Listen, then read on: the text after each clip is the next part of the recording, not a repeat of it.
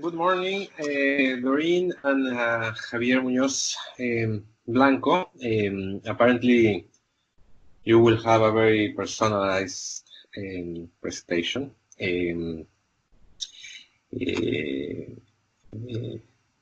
which is good because we can have a very fluid dialogue here. Okay, I'm going to present what we call the critical steps before starting a microsimulation exercise. This is basically about all the considerations we have to take, all the provisions we have to take before starting these exercises. And these are based on our own experience in implementing these tools across Latin America. So for starters, there are two main components of this presentation. One of this process. First of all, it's related to coordination issues, to data preparations, and to dialogue with local counterparts. And the second part, it's mostly due to it's mostly related to how to deal with several issues in our datasets. So, what do we need before starting a microsimulation exercise? Let's imagine that we are a consultant, and then we are traveling to a certain country within the region. So, what do we need to know? First of all, we need clarity about the objectives for which the microsimulation has been demanded from the local counterparts. What is the research question we want to address? What is the initial shock we want to simulate? Because that will set the roadmap, the guidelines we have to follow in order to achieve the goals that we set. At this stage, it is necessary, very, very, very important, crucial, to have a first direct dialogue with the local authorities in order to understand the expectations, to evaluate the possibilities of achieving that expectations, to evaluate the access to the information we will need, and what are the scope, the advantages, and the limitations of this study. So, for instance, if a given government, if the government of this country wants to perform a fiscal reform aimed at increasing the VAT tax, okay, we have to make sure that we will have access to the data. We have to make sure that to the data that will allow us to quantify the effects and to properly model the incidence of this tax. We have to make sure that what the government wants to achieve with the information we're about to provide, and also it is necessary to have clarity on what are the resources that, yeah, besides the information, besides the necessary access to the information to perform these microsimulation exercises, we have to make sure that we will be supported by a local team. Why it is important to have a local team to work with? It is necessary because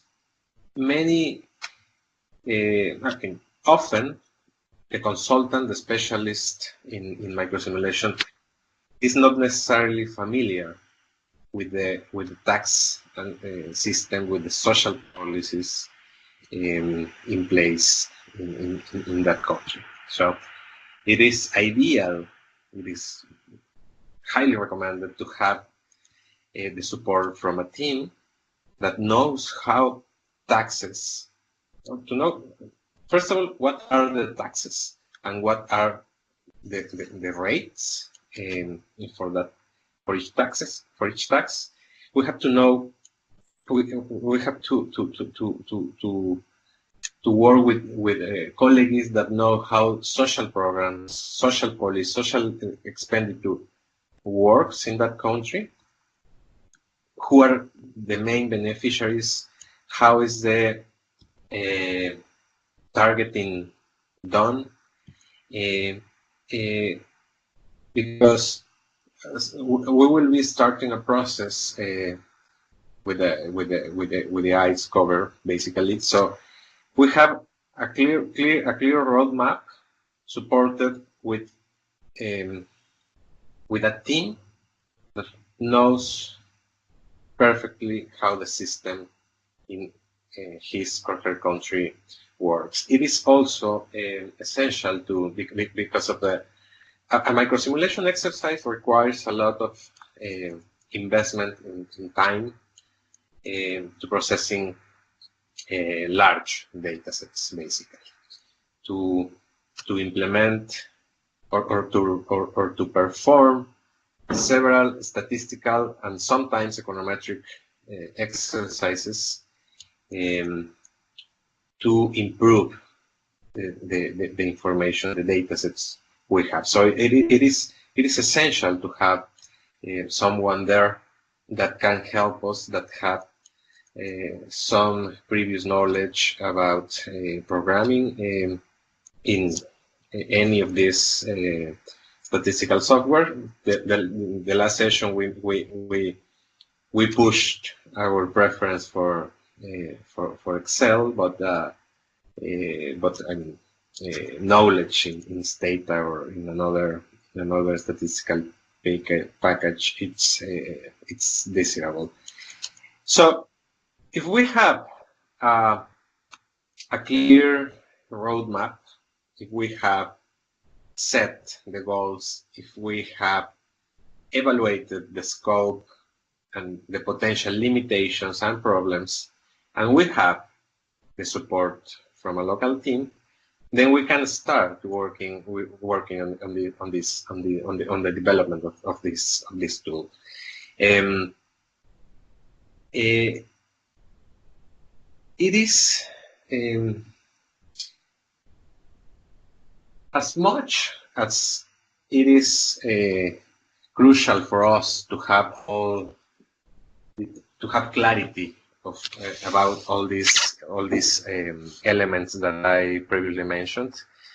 It is also crucial for the local team to receive a training and to be fully involved in the process, right? So the idea is that the microsimulation expert is able to provide with the necessary training about how the microsimulation models work. So the team supporting the specialists can help even better. They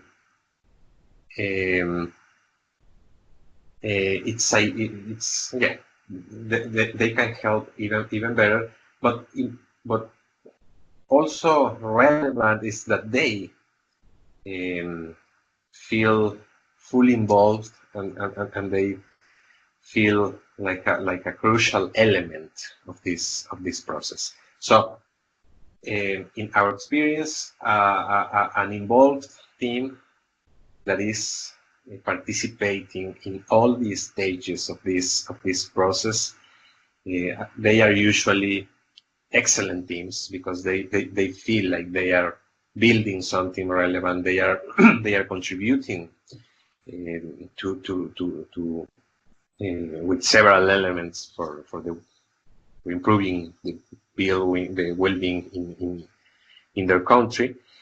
But also if they have the technical capacity, the technical training to participate in this process, they can easily expand, modify, and update the model we will create in future stages. When, for instance, if we work in, I don't know, in the Dominican Republic, for instance, using the survey of 2014, so we will be able to create a good tool, a good source of inputs for the government. But what happened? What happens when in 2016, for instance, a new household survey it's publicly available? So the local team will be. I mean, it's likely that the government would like to know and update the impact of the reform. They would like to simulate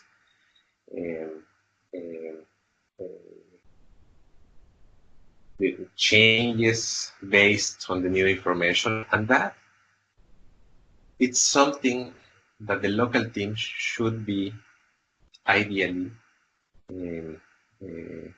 able to do, right? So the experts have to provide the training. So this is a win-win strategy. We make sure that we are involved with how fiscal and social systems work in the country. We are supported by a good team, but also they are involved and they are received. And we have to make sure that they will receive the necessary training.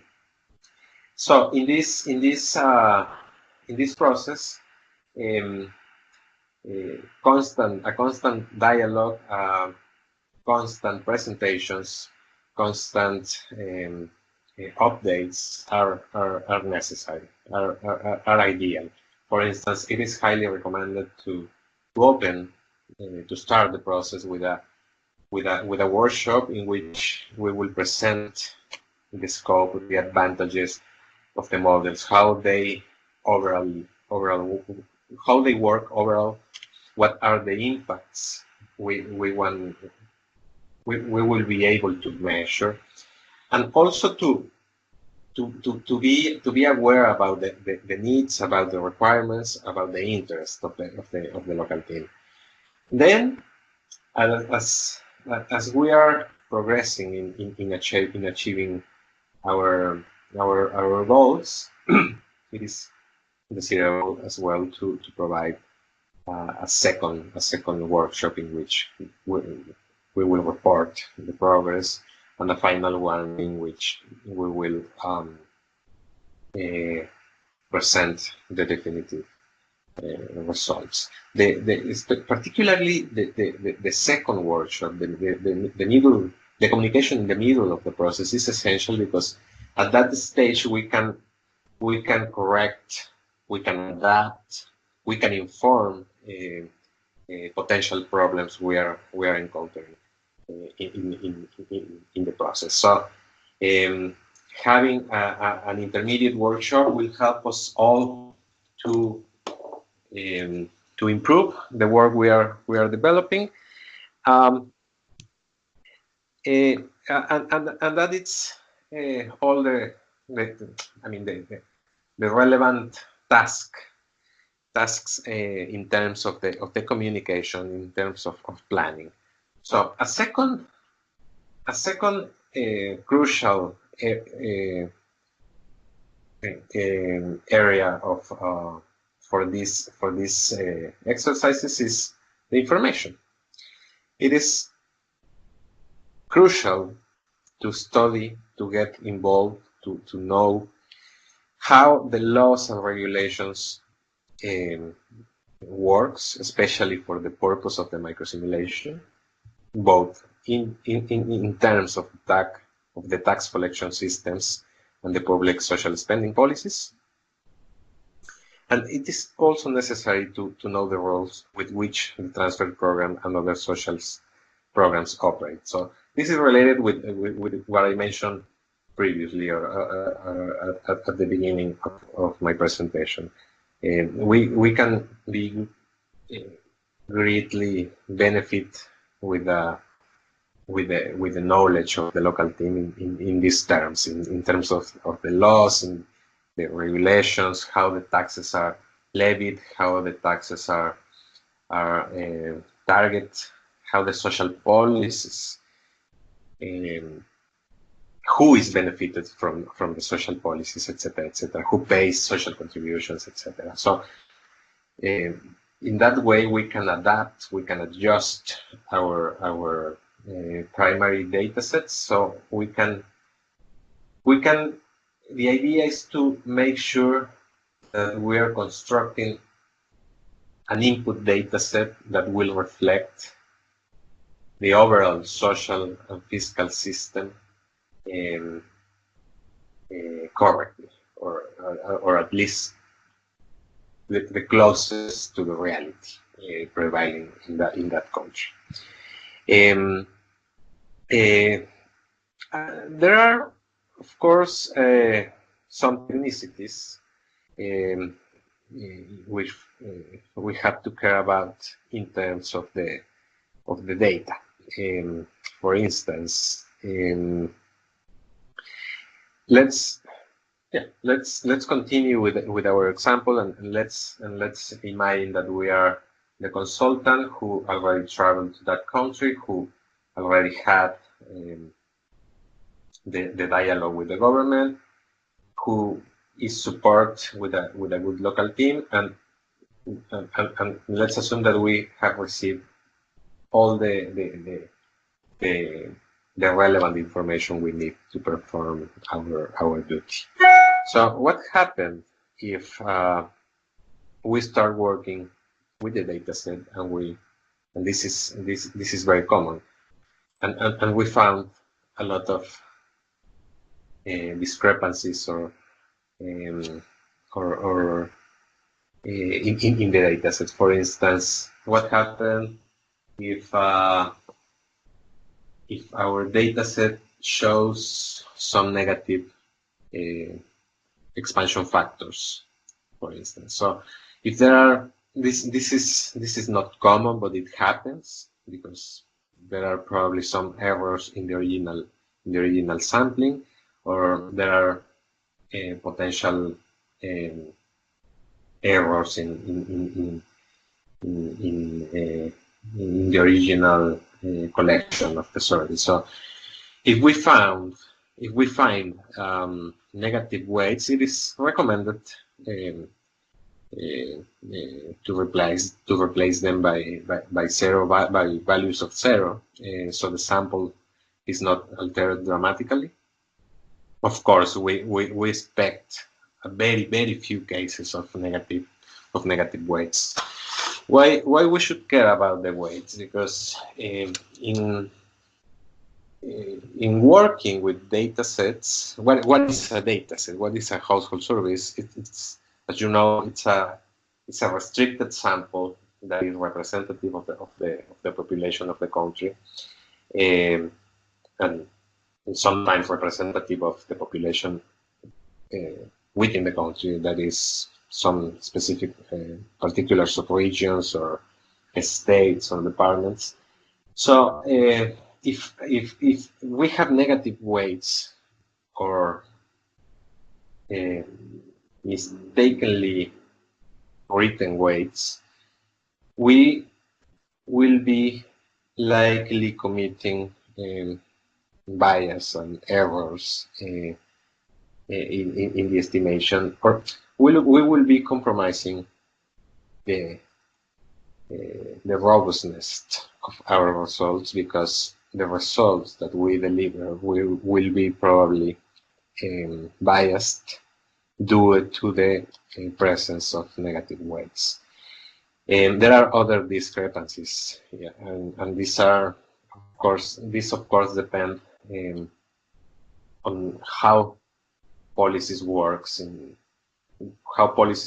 that particular context. For instance, if in the country there are legally based minimum amounts of pensions and minimum wage, and we find that our records in the dataset are lower than the amounts established by law, then we have a problem there. We have to make sure we have to look for an explanation with the government, with the local team, about what is happening, why some individuals are receiving less than the amounts established by the law. So what is recommended to do? Well, first of all, is to start a dialogue with the local teams to try to identify the sources of the discrepancy. And if there are no reasons for a discrepancy, and it is mostly or likely due to errors in writing the records on the dataset, then it is suggested to replace the amount with the minimum established by law. So if the minimum is $100 and a given individual received $90, then we can assume, because there are no reasons for that result, we can assume that individual should receive 100 as established by law, rather than $90. And similar problems are encountered in terms of the income reported. For instance, in some few cases, income is reported as ignored, as a missing value. So we have to make sure that we are carefully examining why is this occurring, what is desirable to do, what is the size of the what is the number of the cases presenting that problem. If it is not that large, for instance, less than 1% of the sample, they probably won't bias the result, so we can replace those missing values with a zero. But again, we have to make sure that we have a close dialogue with the local experts, with the people who knows precisely how not only how the systems work, but also how what is the structure of the primary data set that we are using to construct the microsimulation exercise. Another common issue to bear in mind, it's what do we have to do if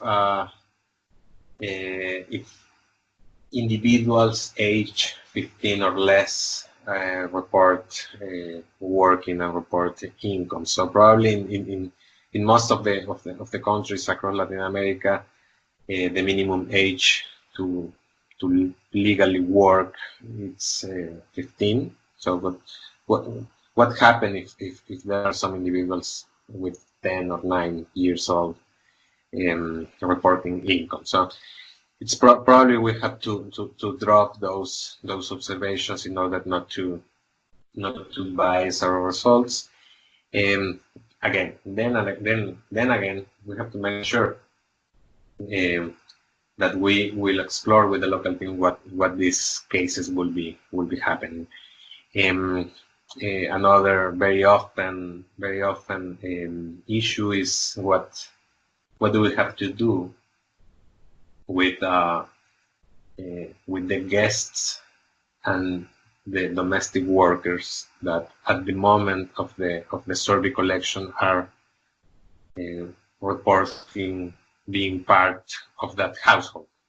So if we consider those individuals into the model, then what we will be doing is to double counting the effects, because it is likely that the guests and the domestic workers are not necessarily part of that household, but they are part of their own household. So it is a common practice to drop the information about these individuals, and because they will be representing anyways as part of their own households in another record of the survey. Okay, but so we are, again, I like to be repetitive, so not to get lost in the narrative. So we are working in the country, we know all the details, we know how the system works, we have access to all the information, and we have the support from a local team who knows exactly how the laws and the regulation work, how the survey structure works, and we can think that, okay, we have everything, now it is the moment to start doing magic, right? Start playing with the different scenarios to provide the government with an array of possibilities of its intended fiscal reform. But okay, so we solved a lot of problems with the records, with the missing records, with the people who are not really, who are actually not part of that household. We are sure that the weighting system it's fine, etc., etc. Okay, what happened if we only have what happened if we want to simulate the incidence of the public social expenditure on education? And in order to do that, I will require at least one variable in my survey that tells something about the type of educational schools, the type of schools, whether they are public or private, where individuals are attending. So let's assume that I have my household survey working perfectly. I have income variables. I have household expenditure data. So I am able to perform a microsimulation exercise to account for the effects of a fiscal reform oriented at changing taxes rates, right? But what about the government asks me to model what I just said? What is the incidence of the spending on education, public spending on education? So I look into my survey, and then I realize that I don't have one variable that allows me to discern whether individuals are attending a public or a private school. So how can I simulate the impact of social spending if I don't have the information that allow me to distinguish the type of education individuals are receiving? Because, of course, as you can guess,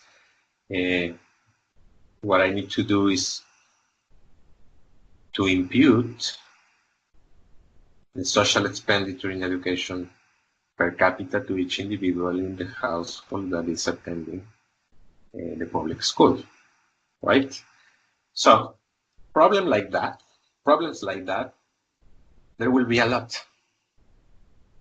And fortunately, there are a lot of methods to overcome these potential problems. So they are grouped into main 4 categories, which are the direct identification, which is the best scenario for us, because direct identification means that in our household survey we have the precise information about who receives the benefits, who paid taxes, and also the amounts received and paid. But in a case like the one I just described in terms of public education, I necessarily have to implement imputation or simulation exercises to account for the effect of social spending in my microsimulation exercise. So I won't read all this information because I already explained the logic, so you can read it. You can read the definition later, and probably you already read that on the document. But let's move to that specific case. So I have my survey with all the info necessary to develop my microsimulation, but I don't have the information on public spending per pupil. So what could be a potential solution? And this is an actual case. For instance, there are some econometric and statistical techniques that will allow me to take advantage of secondary sources of information, so I can simulate, or I can run I can estimate econometric exercises to that will allow me to simulate the indicators I need in my primary data source. For instance, and let me put the example of I don't know, of Mexico, for instance. In Mexico, as in many other countries, the primary household survey contains information about the income, about the expenditure, and an array of individual characteristics and household characteristics, but probably adapted to my example, probably it lacks the info about the social spending on education. Probably, well, not probably, actually, in Mexico, I have another survey, which is called the Mexican Family Life Survey Project, which also collects and reports income data and consumption and other characteristics. But in addition to that, it also collects the information that will allow me to discern whether individuals are attending public or private education. So I can take advantage of that secondary source to estimate some econometric models to simulate or to estimate the probability that individuals have in attending public or private, in this case public, the probability of attending public education based on their personal characteristics, their income level, the region or state in where they live, the age, etc., etc. A lot of explanatory variables. What I have to do is, I'm sure you are familiar with standard econometric models. So I understand that this is the track where you you are in the track where it's supposed you are sort of familiar with some of these statistical and econometric procedures, but basically a regression is not more than a simple equation which needs to be solved, right? So if we have on the left hand side the dependent variable, which is individuals attend public education, and it is indicated by a value of 1 and 0 otherwise, and that dependent variable can be explained by this sort of variables, which is income per capita, race, state, region, age, etc., etc. They will contribute jointly and independently to solve the probability to attending public education, right? So, in that equation, what I will have is the value of the coefficients for each independent variable that are also called the parameters. So, in the alternate survey, the one that has income, etc., all the variables, plus the information about public and private education, I will estimate the regression in that survey, and I will obtain the parameters. So those parameters, I will take those parameters into the primary survey in order to solve the equation. Why? How? In my primary survey, I have to make sure that I have exactly the same information that was used as explanatory variables in the model run in the alternate survey. So if I have that information, and that information is multiplied by these parameters, then I will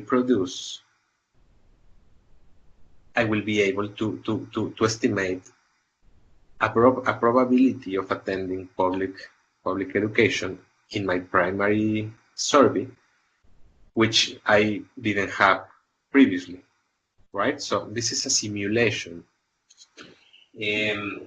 based on regression analysis.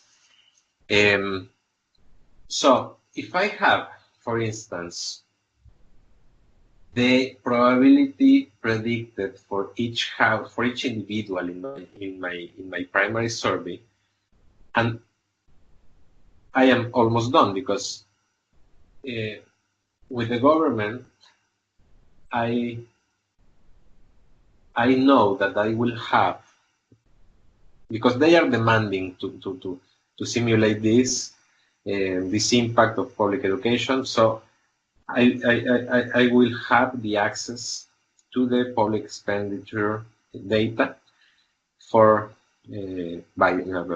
per student, so I can multiply the amount that the government allocates to each student times the probability estimated for each individual in my survey. So that will yield an amount that will correspond to the amount of social spending allocated to that individual. It seems like I don't know if there are a lot of assumptions. It cannot be correct. These are just tricks to solve the issue, but no. I mean, these are very robust, valid exercises which are widely implemented in these exercises, and we can prove that by verifying the information, right? So if we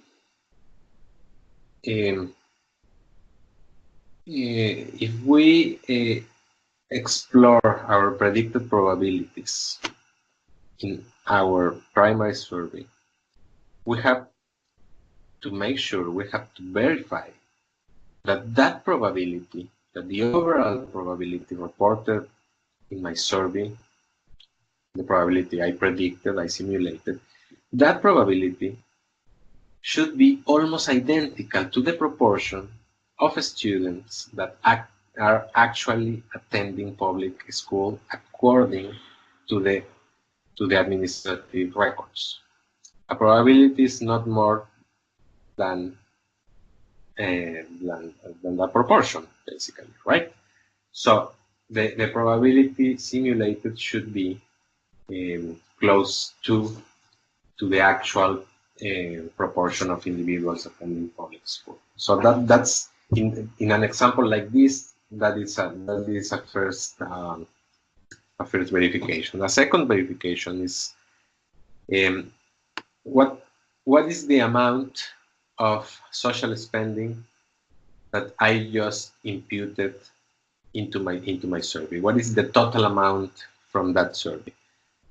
If I estimate the sum of that imputed social expenditure on education from my survey, that amount should be almost identical, should be close to the actual amount that is reported on the national accounts. So if I satisfy those verifications, among other technical tests that we will probably will find in the process, but at least two verifications, we can say that we are in good shape. We are on track of achieving useful results. We can have peace of mind that we are modeling and we are simulating amounts that are very close to the reality. So we can provide the government or the local counterparts with information that it's actually useful in order to implement reforms in terms of targeting, in terms of changes in the amount of the spending, etc., etc. So this is a case, and I will go back to another case, which involves again simulation and imputation exercises. For instance, it is common that most countries across Latin American countries collect surveys that only collect income. So with that data set, that I can simulate the effect of direct taxes, right? But what if the government is, of course, primarily interested in fiscal reforms that involves changes in the rates paid in indirect taxes? So if I want to simulate indirect taxes and the rates, I can do that in my primary survey because I only have income, and indirect taxes are commonly paid on consumer goods and services, right?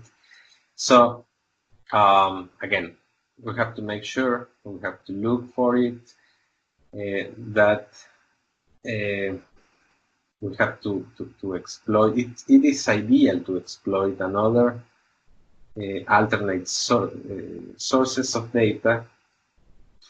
For instance, a different household survey that collects information about the consumption, the household consumption. So in most countries, as I said, they collect mostly income household surveys periodically, like yearly or on a 2-year basis. But at the same time, most of the countries in Latin America have a good data source reporting consumption. The problem with those surveys is that the periodicity of collection of the data it's higher. So in some cases, this type of surveys are collected every 5 or 10 years. So that could be a potential problem, because we are assuming that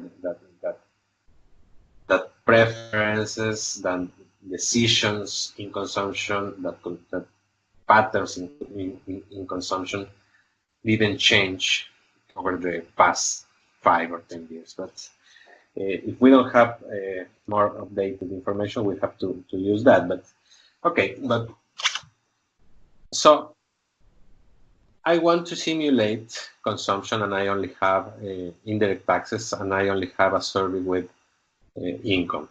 But I have another alternate survey reporting consumption from, I don't know, 2 or 3 previous years. So the solution it's the same logic. How?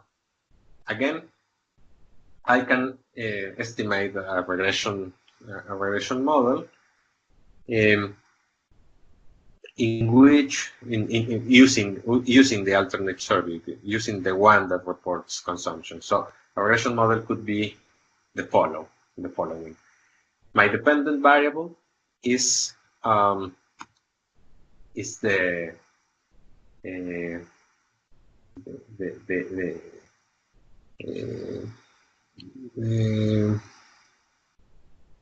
amount of spending by households, explained by an array of several household and individual characteristics, such as the average years of schooling, the household size, regional dummies, etc., to control for the differences between geographical areas, etc. So again, that is a simple equation which correlates the dependent variable, which is consumption amount, with several household and individual characteristics, and that correlation will be summarized into a parameter. So if those same explanatory variables are included in my income household survey, then I can use them again as explanatory variables, and then take the parameters estimated, use it on the income survey in order to multiply by the independent variables, so I can model, or I can predict, an amount of simulated consumption for each household or individual in my income survey. So that is a potential solution for that problem. So there are a lot of experiences, there are a lot of cases which involve that we will encounter when we are dealing with the microsimulation. Probably the most difficult part in the microsimulation is precisely that: how to deal with the lack of information, how to deal with missing data, etc., etc. How to impute, how to simulate the the rates of a specific tax, how to impute to individuals in the survey the amounts of transfer received, etc., etc. But once you solve that, unfortunately, as we already saw, there are methods. Once we solve the data problems, there we are on the other side, basically, right? And that is the best scenario. If we don't solve the lack of information or if we faced with the with a simulation exercise between a consumption survey and an income survey, but the consumption survey is 10 years old, we will be dealing with a lot of troubles. So in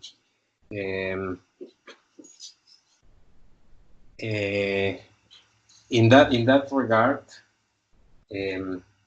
we have, during the process, we have to have clarity about what the government and the local team want and what we can do, right? So probably in the first meeting, in the first dialogue, we agreed with certain objectives, and based on our evaluation of the available information, we can commit, or we can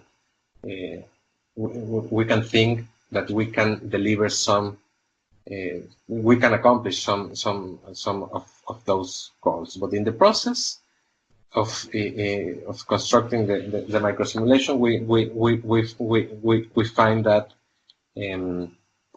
that we have missing data, that we don't have the necessary information, etc., etc. So we have to adjust the goals, and we have to communicate that that clearly in a timely manner. So again, I don't want to extend more, because probably this is, I think that all the elements, the essential elements, were already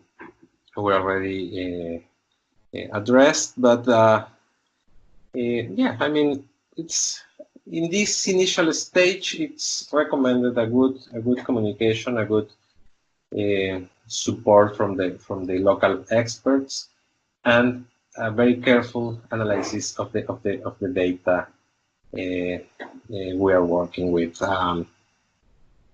One recommendation, of course, is to try to deal with one goal at a time, or one shock at a time. Otherwise, we can be neutralizing some of the effects by interacting several shocks at a time. So it is recommended to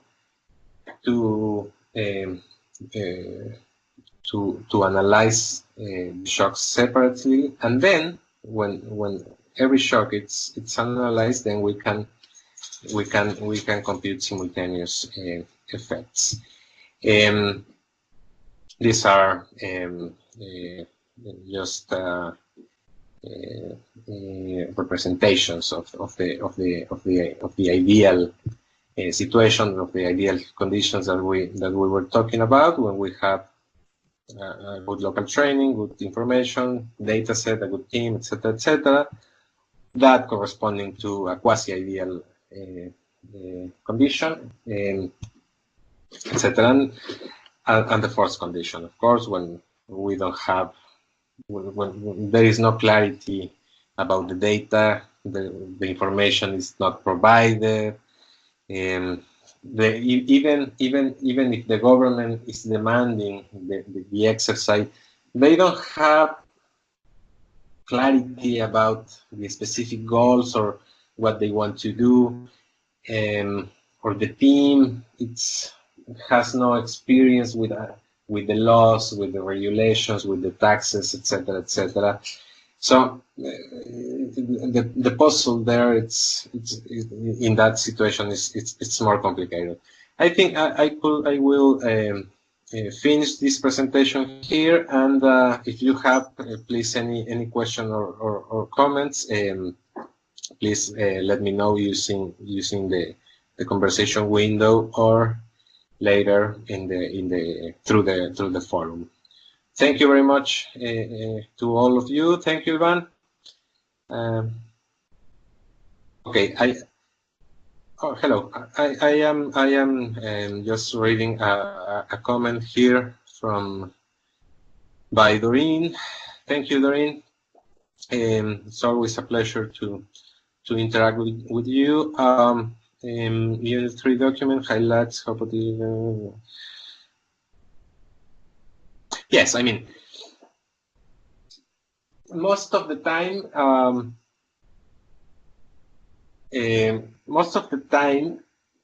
the demanded exercises are confidential and are prevented from disclosure with the public, with the general public.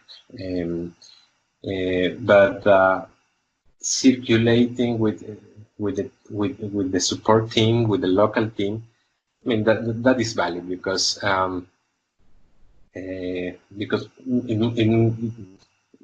will say that 100% of the cases, the work team in the country is appointed by the government officials interested in that exercise. Actually, I will say that in cases where government grant access to sensitive information, they appoint specific individuals that are supporting you with specific information, but also making sure that we are not using the information in the wrong way, right?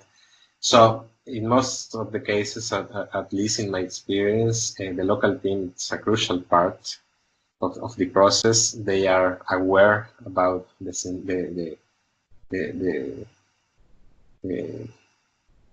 potentially sensitive results. So it is. So yeah, I mean, yeah, you are able. Yeah. Well, it could be the case. It could be the case. What has happened in the past is that they are like amazed with the potentiality, with the potential, with the scope and the advantages of the microsimulation. So they welcome you. They offer you all the support. They grant you the access to the data you want and you're required to produce a good model. But once they find that for instance, their goal of collecting more taxes through indirect taxes, because that will cost 10 million people falling into poverty, they don't like that, to be honest, right? Because they are. It depends with who is the counterpart. If it is the social ministry, if it is the finance ministry, it depends, because of course finance officials and officials from the central bank, of course they will privilege the collection of taxes. They will privilege the healthy public finances, etc., etc., and they are not concerned with necessarily with the social cost, because they can say that, no, look, okay, this will have a high cost, but we will work jointly with the social with the ministry, so we will nudge them to implement a direct transfers to compensate the negative effects, etc., etc. So yeah, sometimes they don't like the results. They don't like to hear that what they want to do it's a bad idea, and in some cases they just decide not to proceed in the terms that the microsimulation suggests. But most of the cases, I have to say that the vast majority of experiences, governments officials are amazed. They receive the results in a good way, and they actually use the results to improve fiscal and social conditions. I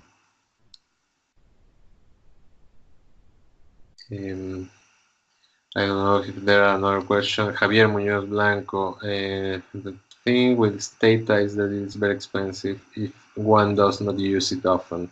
Does UNDP have licenses one could use temporarily for fiscal toolkit access? I don't know. No, I don't know if Javier, Javier already left. But well, answering to the rest of you, no, UNDP. I mean, of course, UNDP. I think when I work on a daily basis with UNDP, yeah, we used to have some state licenses for our own use. I mean, for the staff use, it is not allowed to just to provide to circulate the licenses. And yeah, so in this in the local experiences, the government need to make sure that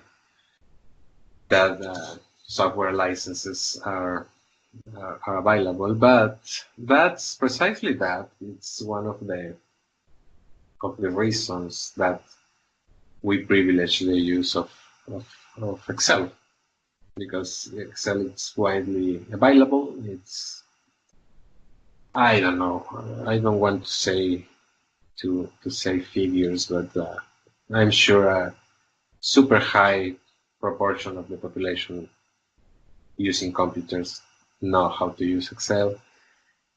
So, and if there is a computer, it's 100% sure or 99% sure it will have Excel. So you don't need specific licenses because Excel is there in your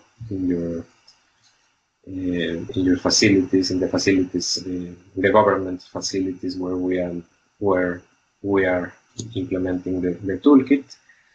Yeah, I don't know if there are more questions. Apparently not. I think that yeah, I think that Doreen is typing a message, so let's wait for it. And my pleasure, Doreen. Anytime. It's always a pleasure to participate in this webinar. So thank you very much for your questions, your comments. Thank you to all of you for your interest in participating in these webinars.